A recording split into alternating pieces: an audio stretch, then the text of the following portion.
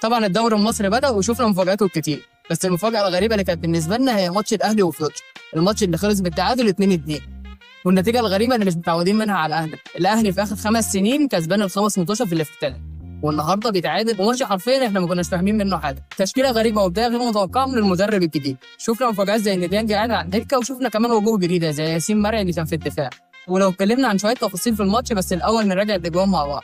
احمد رضا بدأ التهديف في الدقيقه 50، بعد كده حسام حسن رجع يتعادل في غلطه كبيره، غلطه مش عارفين نلوم عليها مين، بس هرجع فيها لمصطفى شوبير لان المدرب واضح ان هو مأكد عليهم يبداوا الهجمه من تحت، وده خلى مصطفى شوبير تحت ضغط وما عرفش يطفش الكوره، وللاسف بصاها غلط، وده خلى كريم فؤادي يضطر يغلط الكوره ونتج عنها هدف التعادل لفيوتشر. وبعد كده المصيبه تبقى مصيبتين، بعد ما علي الفيل قدر يجيب الجول الثاني لفيوتشر، والمباراه بقت بعد ما كانت 1-0 للاهلي بقت 2-1 على الاهلي.